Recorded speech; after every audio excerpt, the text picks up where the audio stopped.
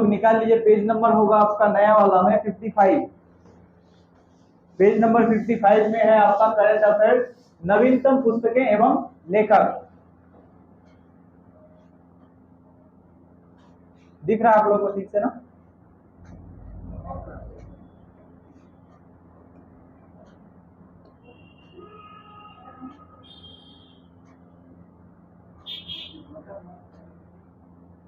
चलिए पहला इसमें जो आपका पुस्तक है, इसमें आप यहाँ नोट करेंगे आजादी पर। हम लोग कोशिश करते हैं इसमें आपको इम्पोर्टेंट बताने का, है ना। लिस्ट में तो बहुत सारा है, इसमें से कुछ इम्पोर्टेंट हम लोग को हमेशा याद रखना है। अगर उसके अलावा आएगा तो आप गेस भी कर पाएंगे। कम से कम वो क्वेश्चन अगर ना भी पूछा जाए तो वो आपके ऑप्शन में जरूर नजर आएगा कहीं ना कहीं। ठीक है, सब चीज याद रखना पॉसिबल नहीं है। और कुछ चीज करंट अफेयर्स की जहां तक बात है, कहा जाता है ना कि केवल रटने से एग्जाम पास नहीं हो सकता है, लेकिन बगैर रटे भी एग्जाम पास नहीं हो सकता है। कुछ चीजों को आपको रटना पड़ सकता है, चाहे आप जीएस के कोई सब्जेक्ट को पढ़ रहे हैं, मैथमेटिक्स पढ़ रहे हैं, कुछ भी। आप कितना भी मैथ्स का नॉलेज रखते हैं, कितना भी कंसेप्ट आपका क्लियर है, अगर कुछ फॉर्मूलाज आपको याद नहीं है तो या तो आप टाइम की वजह से वहां मार खा जाएंगे, या फॉर्मूला की वजह से आपका क्वेश्चन सॉल्व नहीं होगा। तो यहाँ क्या है कि एग्जाम क्वालिफाई करने के लिए आपको साम दाम दंड भेद सब चीज अपनाना होगा, है ना। कभी कभी जहां जरूरत पड़े वहां कुछ याद भी रखना पड़ेगा, और जहां जरूरत पड़े वहां कंसेप्ट पर भी काम करना पड़ेगा। केवल कंसेप्ट से काम नहीं चलेगा और केवल रटने से भी एग्जाम पास नहीं होगा। कुछ चीजें याद रखनी होगी। और करंट अफेयर्स के लिए मैंने बताया था, यहाँ आप लोगों को नया नया चीज ज्यादा नजर आता है, क्योंकि करंट अफेयर्स का कोई चीज ऐसा नहीं होता है जो 5 साल पहले भी आप पढ़े हुए हैं। लेकिन और सब जीएस के सब्जेक्ट में थोड़ा सा होता है कि ज्वालामुखी को हमेशा ज्वालामुखी ही कहेंगे, क्रेटर को हमेशा क्रेटर कहेंगे, लेकिन इसमें क्या होता है, चेंजिंग होता है ज्यादा। तो नया चीज को याद रखने के लिए बार बार बोलना पड़ेगा, बार बार देखना पड़ेगा, रिवाइज करते रहेंगे तो आपको गैस करने में मदद मिलेगा। चलिए पहला हम लोग प्रश्न, ये पुस्तक है आजादी नाम का पुस्तक है। आजादी क्या है, बुक का नाम है, और इसे लिखे हैं कौन, एस.के. भट्टाचार्य। आजादी नाम का ये अरुंधति रॉय है। कौन है, अरुंधति रॉय लिखे हैं क्या, आजादी। उसके बाद नीचे आ जाए भारत के वित्त मंत्री। इसमें क्या है कि अभी तक के जितने भी वित्त मंत्री रहे हैं भारत के, उन सभी पर एक बुक आया है कि कौन वित्त मंत्री का क्या योगदान था, इन्होंने अपने देश की इकोनॉमी को बढ़ाने में क्या मदद किया, या उनका क्या योगदान है, उसके उल्लेख को लिखे हैं कौन, एस.के. भट्टाचार्य। एस.के. भट्टाचार्य क्या लिखे हैं, भारत के वित्त मंत्री।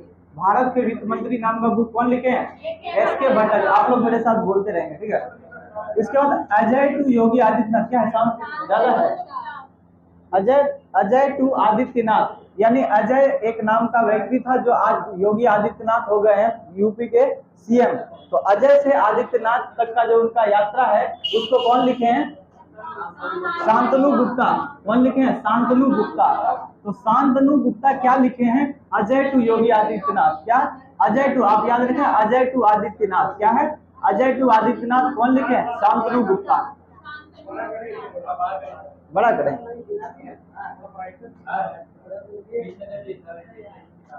अब सही है। आपके पास बुक है तो आप अपना बुक भी फॉलो कर सकते हैं, ठीक है। आपके पास यहाँ फिर नेक्स्ट आप लोग चलेंगे, द पावर। नेक्स्ट है आपका the power of one thought. क्या है, the power of one thought, यानी एक सोच का शक्ति क्या हो सकता है, इसके बारे में लिखे हैं बुक। ये लिखे हैं बीके शिवानी। कौन लिखे हैं, बीके शिवानी। क्या लिखे हैं, the power of one thought. Ajay to Yogi Adityanath कौन लिखे थे, शांतनु गुप्ता।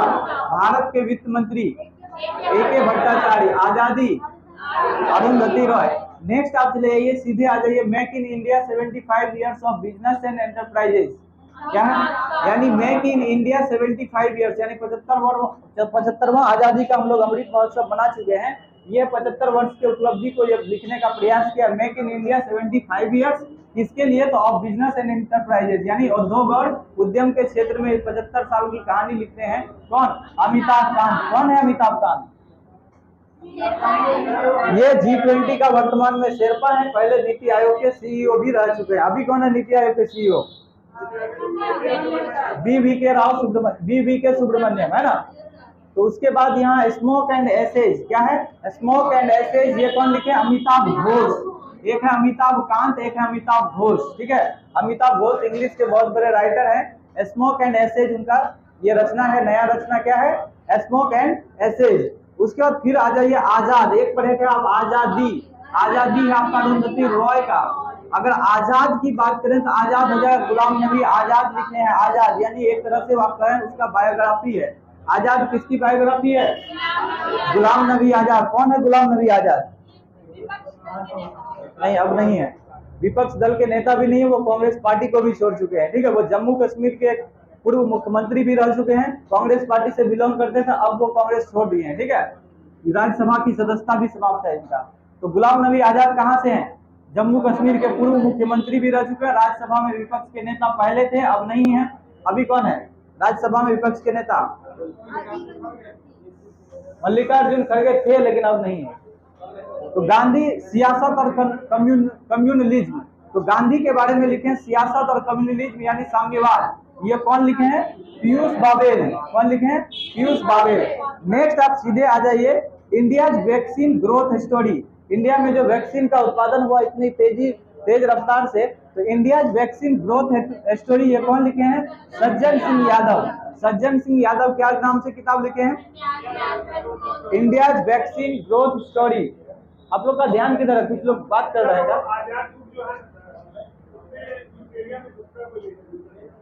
क्या लिखा है? अच्छा, आजाद का राइटर कुछ और लिखा हुआ है। अच्छा, मतलब आपका कहना है कि गुलाम नबी आजाद के नाम से आजाद नाम का बुक कोई और लिखा है। तो आप देख के आइएगा, अगर ऐसा होगा तो हम भी सर्च कर लेंगे, कल इस पर रिसर्च करते हैं, है ना। हो भी सकता है कि गुलाम नबी आजाद के बायोग्राफी पे कोई और लिखे हो।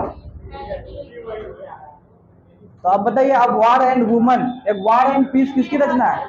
इतिहास में पढ़े होंगे, वार एंड पीस किसकी रचना है? Leo Tolstoy. जी हाँ, लियो टॉल्स्टॉय का है वार एंड पीस, लेकिन यहाँ है वार एंड वुमन यानी महिलाओं से संबंधित है। तो वार एंड वुमन कौन लिखे हैं? Doctor M.A. Hasan, war and woman. Next में आप चलाइए, as good as my word, यानी मैं उतना ही अच्छा हूं जितना मेरे शब्द अच्छे हैं। मतलब शब्द के अनुसार मैं जो बोलता हूं मैं वो करता हूं, वो डायलॉग है ना, उसी के आधार पर ये कहना चाहते हैं कि as good as my word, यानी जितने मेरे शब्द अच्छे हैं उतने ही मैं अच्छा हूं, यानी मेरा शब्द मेरा परिचय देता है। ये कौन लिखते हैं? KM Chandrasekhar. As good as my word, क्या as good as my word कौन लिखा है? KM चंद्रशेखर। उसके बाद सीधे आप आ जाइए, मुंडको उपनिषद या मुंडका उपनिषद लिखा हो, मुंडको उपनिषद होगा। ये मुंडको उपनिषद क्या है? उपनिषद है, मुंडको उपनिषद तो उपनिषद है, लेकिन इस पर एक नया टीका लिखे हैं, इसका नाम दिया Mundaka Upanishad the bridge to क्या है? इमोर्टिलिटी होगा, मोमोर्टिलिटी लिखा है, इमोर्टिलिटी होगा, आप इमोर्टी कर दीजिए, ई लिख दीजिए यहाँ, इमोर्टिलिटी होगा। इमोर्टिलिटी मीन्स क्या होता है? शाश्वत, यानी जो कभी समाप्त न होने वाला, यानी जो क्षणभंगुर नहीं है, वो जो शाश्वत है वो इमोर्टिलिटी होता है। Mundaka Upanishad the bridge to immortality, यानी शाश्वत की ओर जाने का एक रास्ता है। कौन? मुंडको उपनिषद। कौन लिखते हैं? डॉक्टर कर्ण सिंह। ये भी जम्मू कश्मीर के हैं। कहाँ के हैं? जम्मू कश्मीर के हैं, डॉक्टर कर्ण सिंह। कहीं आपको करण सिंह भी मिलेगा तो वही हैं, डॉक्टर कर्ण सिंह। लिखे हैं क्या? द ब्रिज टू इमोर्टिलिटी, यानी the Mundaka Upanishad the bridge to immortality. कौन लिखे हैं? उसके बाद सीधे आप लोग आ जाइए, the poverty of political economics. The poverty of यानी राजनीतिक जो अर्थव्यवस्था है, राजनीतिक अर्थव्यवस्था की गरीबी, राजनीतिक अर्थव्यवस्था की गरीबी पर कौन लिखे हैं? डॉक्टर पैगी मोहन। कौन लिखे हैं? मेघनाथ देसाई। कौन लिखे हैं? मेघनाथ देसाई। तो आपको याद करना, मेघनाथ देसाई की बुक का नाम क्या है? The poverty of political economics. और the poverty of un British rule in India, Dadabhai Naoroji. कब छपा था ये पुस्तक? 1902 में, यानी 1902 में ये प्रकाशित हुआ था। और इसमें जो है क्या लिखा गया? भारत की अर्थव्यवस्था का पहली बार उसमें क्या किया गया था? मतलब राष्ट्रीय आय का आकलन किया गया था। कितना बताया गया था वार्षिक आय? 20 रुपये। Modi shaping a global order in flux. Modi shaping a global order in flux, यानी एक तीव्रता के साथ मोदी क्या कर रहे हैं? विश्व को एक नया आकार दे रहे हैं या फिर नए ऑर्डर पर व्यवस्थित कर रहे हैं, नए क्रम दे रहे हैं। कौन? मोदी। तो इस पर लिखे कौन है? ये लिखे आपके विदेश मंत्री S जयशंकर। विदेश मंत्री अभी भी कौन है? S जयशंकर। उसके बुक का नाम क्या है? उसके बुक का नाम क्या है? Modi shaping a global order in flux. समझे? उसके बाद नेक्स्ट आइए, fox in the road. Fox in the road, my days at RBI and beyond. तो आरबीआई और उससे बाहर, बियॉन्ड मतलब होता है सर से ऊपर, जैसे बोलते हैं बियॉन्ड ऑफ माई माइंड, यानी मेरे सर के ऊपर से जा रहा है। तो बियॉन्ड का मतलब होता है ऊपर जाना या उससे बाहर का चीज, यानी दिमाग से बाहर होता है तो उसको अंग्रेजी में बोलते हैं बियॉन्ड ऑफ माइंड। यहाँ है आरबीआई एंड बियॉन्ड, यानी आरबीआई और उससे बाहर का जिंदगी है, उसके दिन है। किनका दिन है? ये फॉक्स इन रोड, ये कौन लिखे हैं? सी रंगराजन। सी रंगराजन अभी कहाँ है?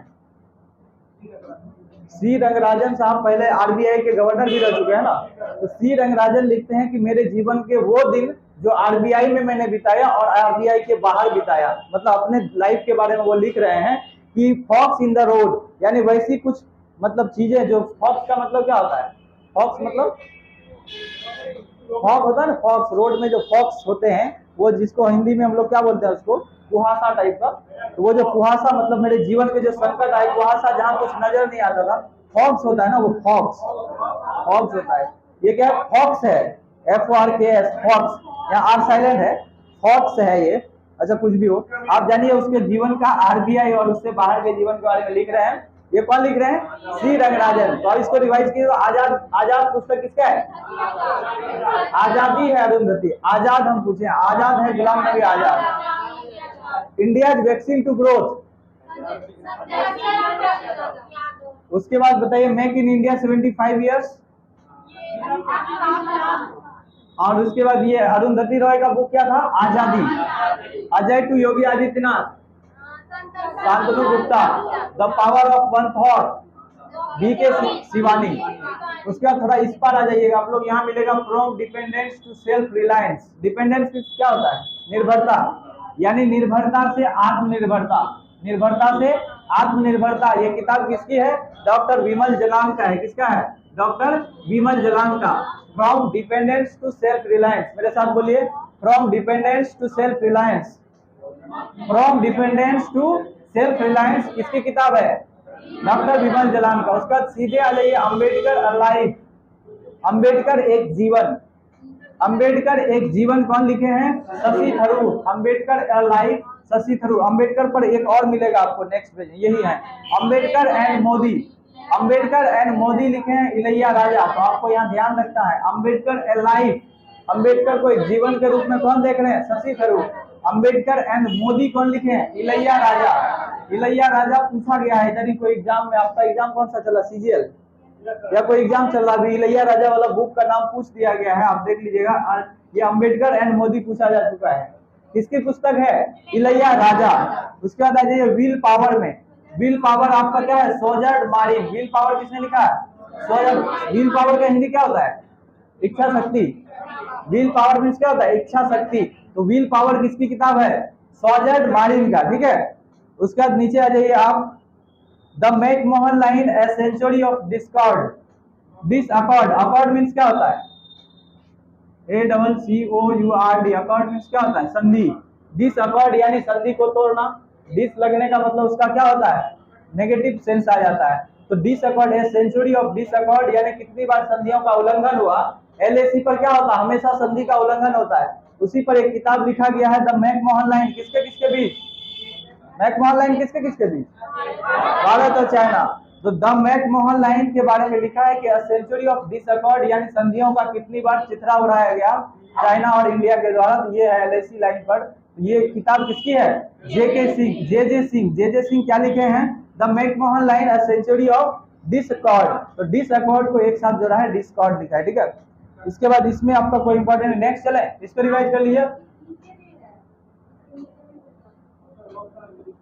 इसके नीचे भी है? नहीं है, हम लगाए हैं, हो ही नहीं सकता है। हाँ, इसके नीचे नहीं, इसके नीचे है, हम रखे हैं नेक्स्ट पेज में उसको। इसके नीचे आपके पास है जो नेक्स्ट पेज में, ठीक है। यहाँ आपको इसको दिख रहा है क्लियर?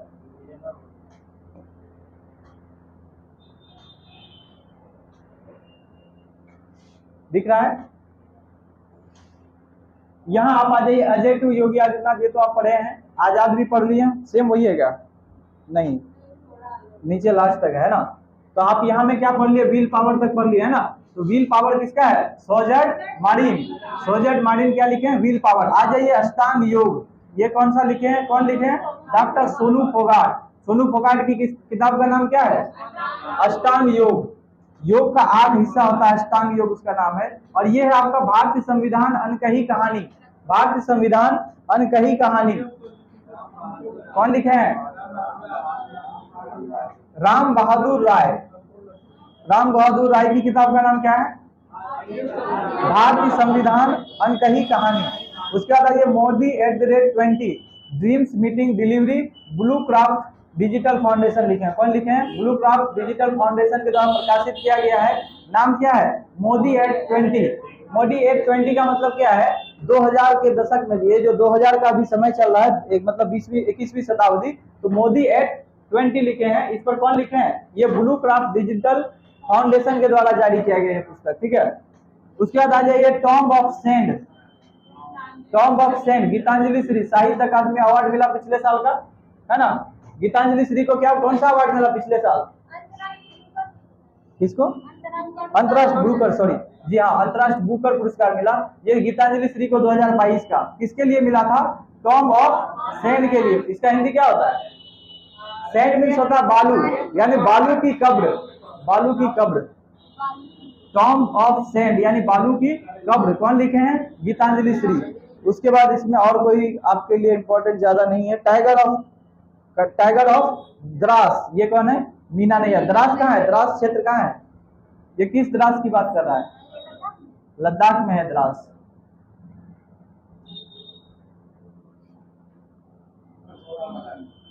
नहीं दिख रहा है? अब दिख रहा है?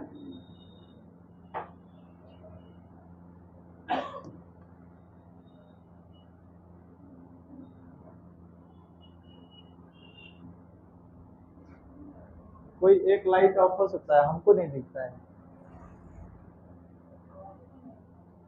ये आपका है 22वां अंतर्राष्ट्रीय राष्ट्रमंडल है। 22वां राष्ट्रमंडल खेल। कोई एक लाइट ऑफ कीजिए ना, वहां से कहां से होता है लाइट?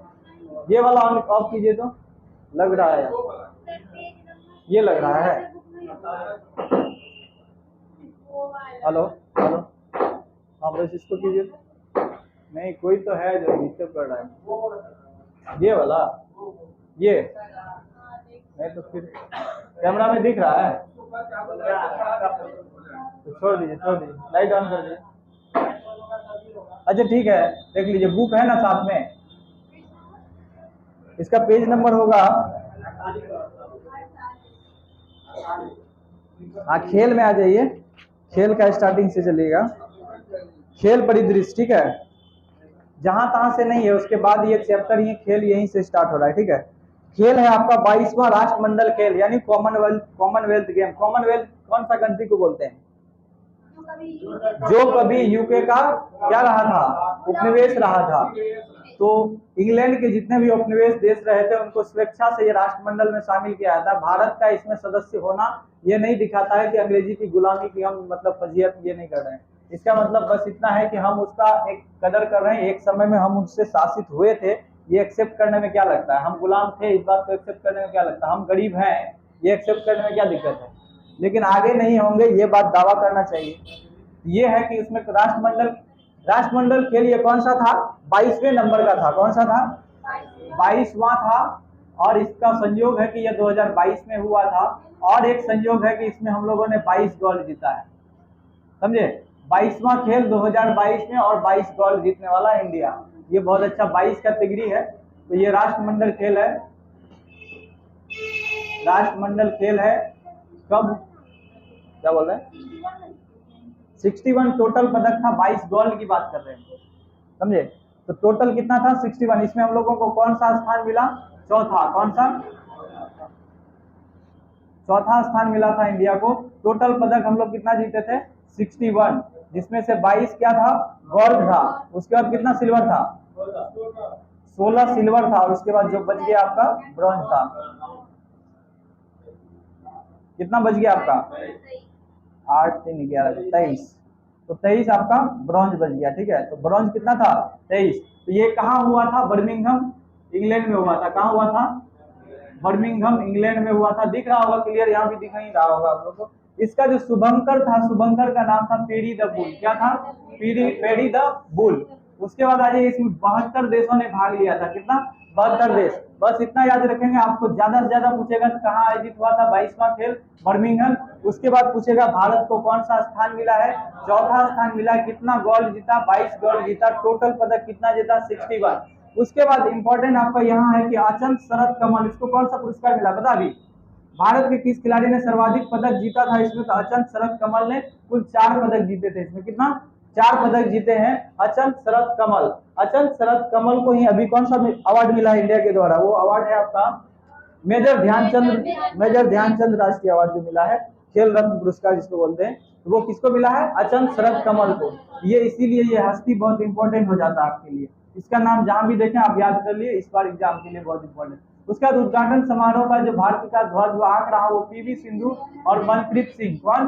पीवी सिंधु और मनप्रीत सिंह। उसके बाद सीधे आ जाइए कि समापन समारोह में ये अचंत शरद कमल यही है। समापन समारोह में इन्होंने 4 पदक जीता। इसी को कौन सा अवार्ड मिला है? Major Dhyanchand award. Major Dhyanchand Khel Ratna award. Achanta शरद कमल और निखत जरीन। निखत जरीन कौन सा खेल खेलती है? बॉक्सिंग। ठीक है। तुर्की में एक बॉक्सिंग का चैंपियन, ये जो बॉक्सिंग चैंपियन यहाँ तुर्की का ये चैंपियन जीती थी। उसके बाद नीचे आप आ जाइए, यहाँ है ये। अब जो जब 22वां है तो यहाँ याद रखिएगा इसका ये प्रत्येक 4 वर्ष में होता है। कब? प्रत्येक 4 वर्ष में। प्रत्येक 4 वर्ष में आयोजन होता है इसका। इसका नेक्स्ट आयोजन कहाँ होने वाला है? ये ऑस्ट्रेलिया में होने वाला है। आपको पता है कि 21वां, 22वां और 23वां, यानी पहले 21वां जो हुआ वो 2018 में हुआ। ये भी ऑस्ट्रेलिया में ही हुआ था। कहाँ हुआ था? ऑस्ट्रेलिया में। कहाँ? गोल्ड कोस्ट ऑस्ट्रेलिया में। लेकिन 22वां कहाँ हुआ? बर्मिंघम में हो गया। कहाँ हुआ? बर्मिंघम। कहाँ? यूके में। उसके बाद अब नेक्स्ट जो होगा वो फिर से ऑस्ट्रेलिया में होने जा रहा है। वो विक्टोरिया ऑस्ट्रेलिया में होगा। कहाँ होगा? विक्टोरिया ऑस्ट्रेलिया में होगा। तो इसको आप याद रखें। ऑस्ट्रेलिया से आया कहाँ? यूके, फिर से जा रहा है ऑस्ट्रेलिया। ये केवल अंतर है कि गोल्ड कोस्ट से कहाँ? विक्टोरिया। और ऑस्ट्रेलिया के उत्तर पूर्व में कौन सा ये है सबसे बड़ा? Great barrier reef.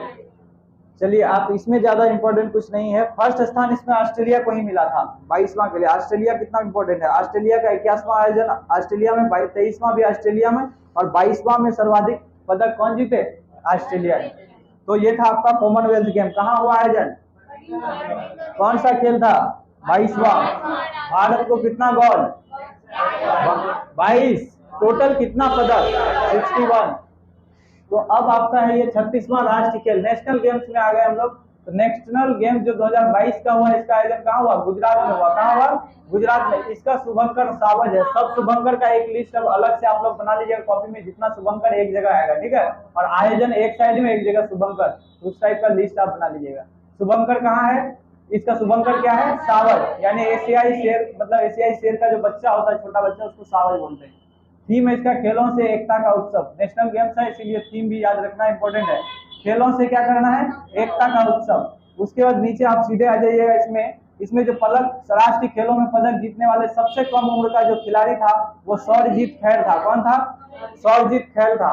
योगासन में स्वर्ण जीतने वाली पहली खिलाड़ी पूजा पटेल बन गई। कौन? किसमें? 36वां राष्ट्रीय गेम्स में, मतलब नेशनल गेम्स में योगासन के लिए कौन पदक जीता है? गोल्ड मेडल जीत गया। योग के क्षेत्र में गोल्ड मेडल जीतने वाली कौन है? पूजा पटेल। तो इसका आदर्श वाक्य है सेलिब्रेटिंग यूनिटी थ्रू यूथ, यानी युवा के माध्यम से क्या करना है? यूनिटी को दिखाना है। सेलिब्रेटिंग यूनिटी को, मतलब यूनिटी को उत्सव के रूप में मनाना है। किसके थ्रू से? युवा के थ्रू से। यही था इसका। इसमें ज्यादा इंपॉर्टेंट और कुछ नहीं है। ये कहाँ आयोजित हुआ? गुजरात में। शुभंकर क्या था? सावज। थीम क्या था? खेलों से एकता की ओर। आदर्श वाक्य सेलिब्रेटिंग यूनिटी थ्रू यूथ। और सौरजीत खेर सबसे कम उम्र के क्या हैं? खिलाड़ी हैं जो इसमें पदक जीत लिया है। और योगासन में स्वर्ण पदक कौन जीता? पूजा पटेल। ये है आपका सर्वश्रेष्ठ। इसमें जो पहला जो अंतर, पहला इसको स्थान मिला है सर्वश्रेष्ठ नाम की संस्था को मिला है ना। इन्होंने क्या 61 स्वर्ण पदक जीता है। नेक्स्ट हम लोग चले। नेक्स्ट आप चले जाइए। इसमें एक टॉपिक होगा 8वां ICC men's T20 world cup. Men's T20 world cup की जहां तक बात है, आईसीसी का जो मेंस T20 वर्ल्ड कप हुआ, इसका आयोजन अभी ऑस्ट्रेलिया में हुआ। कहाँ हुआ? ऑस्ट्रेलिया में हुआ। 2022 का, नवंबर 2022 का इंपॉर्टेंट है। तो विजेता इसमें कौन है? इंग्लैंड है। उप विजेता कौन रहा? पाकिस्तान। तो तो इंग्लैंड विजेता रहा, उप विजेता पाकिस्तान रहा। आयोजन कहाँ हुआ? ऑस्ट्रेलिया में हुआ। इतना ही इसमें आपको याद रखना है, ज्यादा याद नहीं रखना। नेक्स्ट आ जाइए, प्रथम महिला प्रीमियर लीग पहली बार भारत में आयोजन हुआ है। WPL यानी IPL के तर्ज पर अब WPL यहाँ हो रहा है इंडिया में, ठीक है, जिसमें वुमेन, इसका फुल फॉर्म क्या है? वुमेन प्रीमियर लीग, ठीक है। तो वुमेन प्रीमियर लीग का आयोजन हुआ है वो महाराष्ट्र में। कहाँ आयोजन हुआ है? महाराष्ट्र में। ये पहला संस्करण था, ये बहुत इंपॉर्टेंट है आपके लिए। ये आपका पहला संस्करण है और इसे आपको पूरा याद रखना है। पहला संस्करण कहाँ आयोजित हुआ? महाराष्ट्र में। विजेता कौन रहे? मुंबई इंडियंस। कप्तान इसका कौन है? हरमनप्रीत कौर। उप विजेता कौन रहा? दिल्ली कैपिटल्स। विजेता कौन रहा? मुंबई इंडियंस। उप विजेता कौन रहा? दिल्ली कैपिटल्स। पर्पल कैप इसमें किसको मिला? हेली मैथ्यूज को। पर्पल कप उनको दिया जाता है जो विकेट सबसे ज्यादा झटकते हैं। तो जो सबसे ज्यादा विकेट झटकने वाले हैं वो कौन है? वाले नहीं, वाली है ना, हेली मैथ्यूज है। ऑरेंज कप कौन जीते हैं? ये मैग लेनिन। मैग लेनिन कौन है? ये सर्वाधिक रन बनाने वाली, ठीक है। उसके बाद नीचे आ जाइए, सर्वाधिक मूल्यवान खिलाड़ी इसमें हेली मैथ्यूज ही रही, जिनको क्या मिला? पर्पल कैप मिला। कौन सा मिला? Purple cap. तो वुमेन प्रीमियर लीग था, पहला आयोजन कहाँ हुआ? महाराष्ट्र में। कौन जीता? मुंबई इंडियंस। उप विजेता कौन रहा? सर्वाधिक रन किसने बनाई? Meg Lanning. और सबसे ज्यादा विकेट कौन झटका है? Hayley Matthews. मूल्यवान खिलाड़ी सर्वाधिक कौन रही? Hayley Matthews. इसमें एक बार emerging player of the year का अवार्ड किसको मिला? यास्तिका भाटिया। किसको? यास्तिका भाटिया। ये पहला था या दूसरा था? वो WPL पहला था। नेक्स्ट है 32वां टोक्यो ओलंपिक। आप देख रहे हैं ओलंपिक दो तरह का, एक पैरालंपिक एक ओलंपिक। तो पैरालंपिक कौन सा था? 16वां। इसका डबल कर देंगे कितना होगा? 32वां। तो ये 16वां क्या है? पैरालंपिक है। पैरालंपिक क्या होता है? इसमें दिव्यांग लोग यानी विकलांग लोग ही केवल भाग लेते हैं। और 32वां ग्रीष्मकालीन क्या था? ये ओलंपिक था। तो ये आयोजन कहाँ हुआ? टोक्यो। कहाँ की राजधानी? जापान की। तो आयोजन हुआ इसका टोक्यो में। इसका जो शुभंकर था वो मिराई तोबा था। क्या था? मिराई तोबा। और इसके शुभंकर की बात करें तो वो था सोमाइटी। क्या था? सोमाइटी। आगे भी आएगा, ये स्लाइड भी होगा ही कहीं। तो ये हो गया इसका शुभंकर, यानी टोक्यो ओलंपिक की बात कर रहे हैं, पैरालंपिक नहीं, ओलंपिक। तो ओलंपिक का जो शुभंकर था वो क्या था? मिराई तोबा। उद्घाटन समारोह में कौन भाग ली? मैरी कॉम और मनप्रीत सिंह। अभी पढ़े थे उसका 22वां जो कॉमनवेल्थ था, उसमें कौन लिया था? PV सिंधु के साथ मनप्रीत सिंह थी। अब इसमें कौन है? मैरी कॉम के साथ मनप्रीत सिंह, है ना। अब आ जाइए समापन समारोह में, इसमें कौन है? बजरंग पुनिया। समापन समारोह में कौन भाग लिए? ध्वजवाहक कौन थे? बजरंग पुनिया। तब नेक्स्ट इसमें आपका और ज्यादा इंपॉर्टेंट क्या है? भारत के लिए पहला पदक इसमें कौन जीती थी? मीराबाई चानू। कितने केजी वर्ग में? 49 केजी। 59 नहीं, 49 केजी वर्ग में मीराबाई चानू पहला सिल्वर पदक। कौन सा पदक? सिल्वर जीती थी। इसमें कितना गोल्ड जीते हम लोग? केवल एक। कौन जीता? नीरज चोपड़ा। लिख लीजिएगा कहीं, इसमें नहीं लिखा है।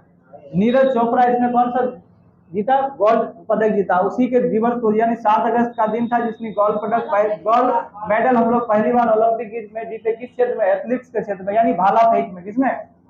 भाला फेंक में। भाला फेंक कौन खेला? नीरज चोपड़ा। तो नीरज चोपड़ा के जन्म मतलब उस दिन के 7 अगस्त के याद में नीरज चोपड़ा के लिए हम लोग क्या मनाते हैं? क्या बोल रहे हैं? कितना दूर फेंका? देखिए ना, 87.25 है क्या? 87.3 के आसपास ऐसे कुछ है। 87 है, हमको लग रहा है 82 है। आप लोग थोड़ा चेक कर लीजिए तो कोई भी गूगल में, लेकिन वो नहीं पूछेगा क्योंकि पुराना हो चुका। 87.58 होगा नहीं, क्या है वो बताइए। 7 अगस्त को भारत ये हम लोग कौन सा दिवस मनाते हैं? भाला फेंक दिवस। कौन सा? भाला फेंक दिवस। जो चीज थोड़ा पुराना होता जा रहा है उसका इंपॉर्टेंट चीज याद रखिए, क्योंकि आपका जो क्वेश्चन सेटर होगा ना वो SPD या लूसेंट या फिर दूसरा कोई किताब पढ़ के नहीं जाता है क्वेश्चन सेट करने। क्वेश्चन जो सेट करने वाले हैं उनके टेबल पर आपके तरह हमारे तरह SPD की किताब या एडिटोरिया की बुक नहीं जाती है। जो क्वेश्चन सेटर होता है उनके टेबल पे क्या आता है? द हिंदू आता है, इकोनॉमिक्स टाइम्स आता है, वो द हिंदुस्तान पढ़ते हैं, दैनिक जागरण पढ़ते हैं। कहने का मतलब है उन विद्वान लोगों के लिए न्यूज़पेपर इंपॉर्टेंट होता है, और न्यूज़पेपर में जो चीज ज्यादा चर्चा में रहा, जो चीज उसके दिमाग में माइंड मेकअप है, उनको लगता है कि अगर मैं याद रख सकता हूँ एक अच्छे जागरूक नागरिक होने के नाते, तो एक स्टूडेंट को भी याद रखना चाहिए। तो इसीलिए इसमें हर बात को कितना कितना सेंटीमीटर इंच में याद रखने की जरूरत नहीं है, आपको उतना ही याद रखना है जितना याद रखा जा सकता है, ठीक है। तो 7 अगस्त को कौन सा दिवस मनाते हैं? भाला फेंक दिवस। तो इसमें पहला स्थान किसको मिला था, ये याद रखना है, नीरज चोपड़ा। पहला स्थान अमेरिका को मिला था। भारत का स्थान कितना था? 48वां। अब बात कर लें इसमें, तो यही तो है पैरालंपिक, इसको भी देखते चलिए, कंपैरिजन कीजिए। यहाँ आयोजन कहाँ हुआ? टोक्यो में। इसका भी आयोजन कहाँ हुआ? टोक्यो में। इसका शुभंकर क्या है? मिराई तोबा। और इसका शुभंकर क्या है? सोमाइटी। इसमें उद्घाटन समारोह में कौन भाग ले रहे हैं? टेक चंद अकेले। यहाँ उद्घाटन समारोह में मैरी कॉम और मनप्रीत सिंह। इसके समापन समारोह में बजरंग पुनिया पहलवान है, और इसके समापन समारोह में लेखनी अवनी लेखरा क्या है? निशानेबाज है। क्या है? निशानेबाज है। इसमें प्रथम स्थान मिला है चीन को, और इसमें किसको मिला? अमेरिका को। तो ओलंपिक में पहला स्थान किसको? अमेरिका को। और पैरालंपिक में चाइना को। उसके बाद आ जाइए, इसमें आपको भारत को कौन सा स्थान मिला? 24वां। जैसे यहाँ देखे ना कि 16वां आयोजन था पैरालंपिक का, तो 32वां आयोजन था ओलंपिक का, लेकिन इसमें हमें मिला 48वां स्थान। इसमें 48वां स्थान इंडिया को मिला, तो यहाँ 24वां स्थान होता है। तो 2 गुने का फेरा है, इसका 2 गुना कर दी यहाँ आ जाएगा, इसका 2 गुना कर दी यहाँ आ जाएगा, है ना। यानी 16वां पैरालंपिक आयोजन था, 32वां ओलंपिक था, और ये 24वां स्थान मिला ओलंपिक में, ये पैरालंपिक में। ओलंपिक क्या बोल रहे हैं, उल्टा हो गया ये अक्ल, वही तो हम देख रहे हैं। ओलंपिक है ये ओलंपिक है 32वां। इसमें स्थान कितना मिला? 48वां। यानी ज्यादा बड़ा ये 32वां ज्यादा बड़ा अंक है, तो बड़ा वाला आपको मिलेगा। यहाँ 16वां आयोजन है, तो यहाँ 24वां स्थान मिला। तो इस तरह से याद रखेंगे, दोनों एक दूसरे का डबल है। इसमें आयोजन में ये आयोजन कहाँ हुआ? टोक्यो पैरालंपिक और टोक्यो ओलंपिक का, दोनों का कहाँ हुआ? टोक्यो में ही हुआ ओलंपिक का, ठीक है। ओलंपिक खेल कितने वर्ष में होते हैं? अगला ओलंपिक कहाँ होगा? फ्रांस के पेरिस में। अब आ जाइए, इसमें आप लोग, पहला पेज कटा हुआ है इसका,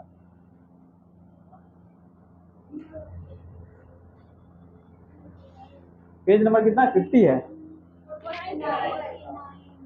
यहाँ तो 50 लिखा हुआ है, 50।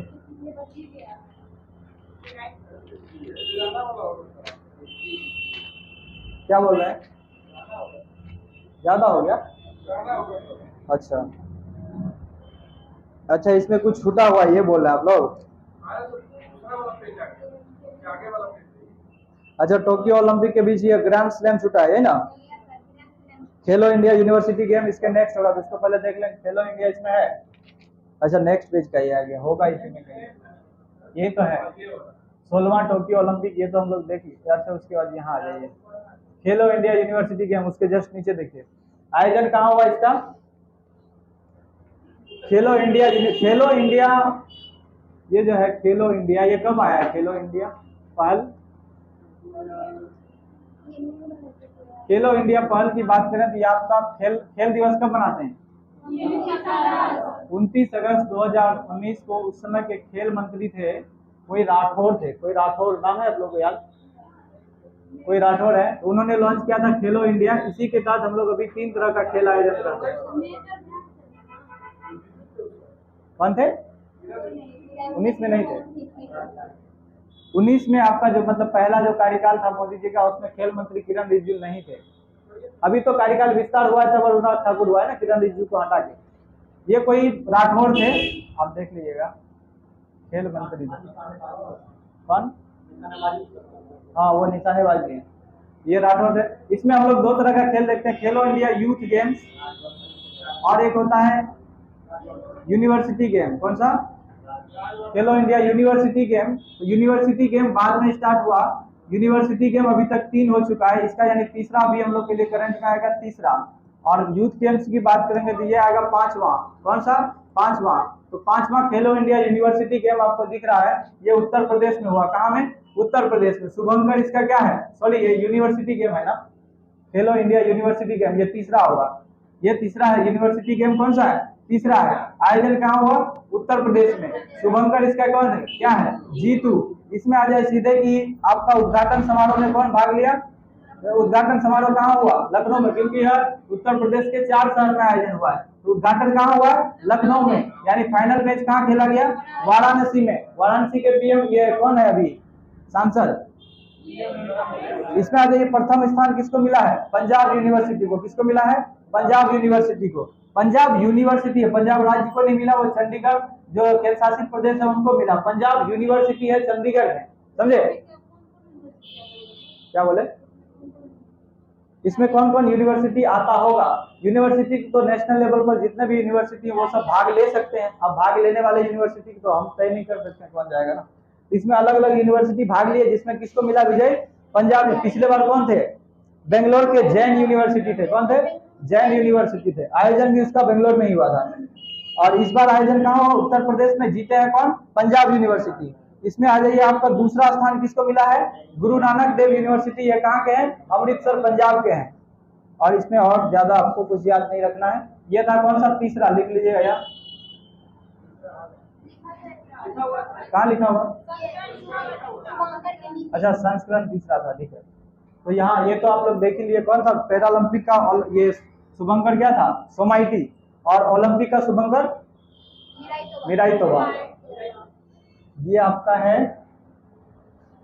ICC player of the month, ये आपको याद नहीं रखना है। यहाँ आ जाइए, प्रमुख खेलों के शुभंकर, वो जो हम बता रहे थे आप लोग को, शुभंकर अलग बना दिए, यहाँ दिया हुआ है कुछ कुछ। फीफा महिला वर्ल्ड कप जो 2023 का है, ऑस्ट्रेलिया व न्यूजीलैंड में खेला जा रहा है, और इसका क्या है? शुभंकर तनुजी। नेक्स्ट आ जाइए सीधे 22वां फीफा वर्ल्ड कप कहाँ हुआ अभी? कतर, दोहा में। कौन जीता?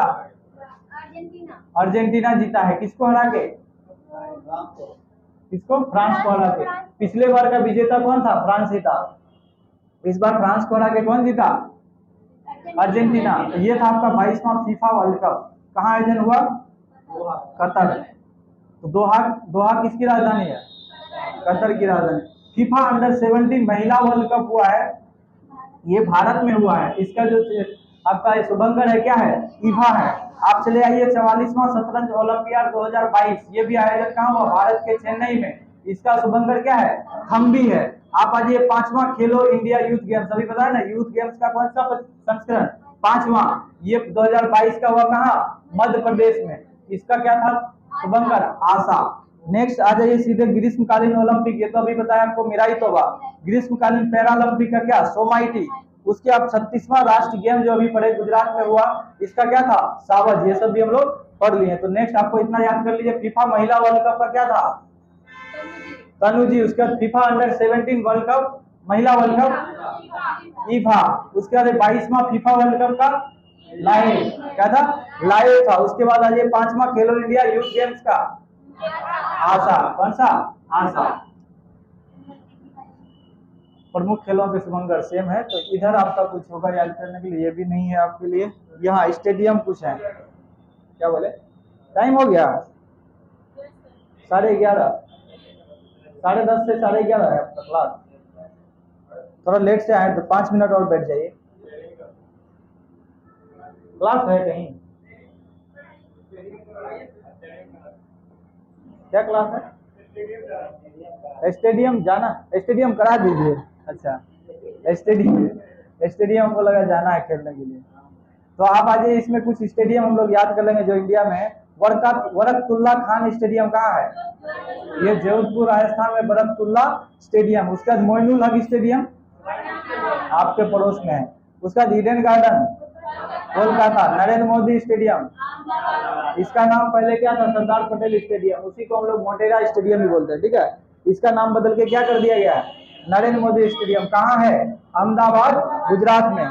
नेक्स्ट आ जाइए कि होलकर स्टेडियम। होलकर क्या था? पेशवा था ना। होलकर पेशवा का 5 समूह था ना।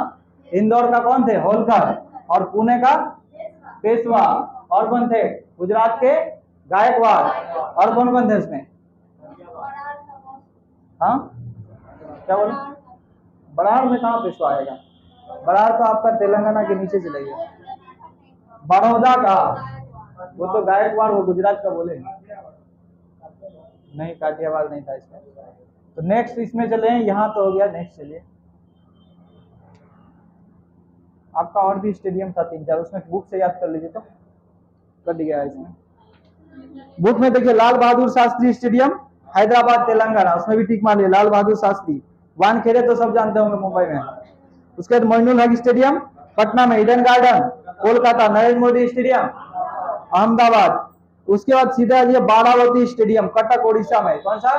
बारावती स्टेडियम। बिरसा मुंडा स्टेडियम कहाँ बन रहा है? बिरसा मुंडा स्टेडियम, बिरसा मुंडा झारखंड से थे लेकिन बिरसा मुंडा स्टेडियम उड़ीसा में बन रहा है। उड़ीसा के राउरकेला में बिरसा मुंडा स्टेडियम, हॉकी का सबसे बड़ा स्टेडियम दुनिया का। हॉकी वर्ल्ड कप 2023 कहाँ होगा? उसी स्टेडियम में होगा, बिरसा मुंडा स्टेडियम में।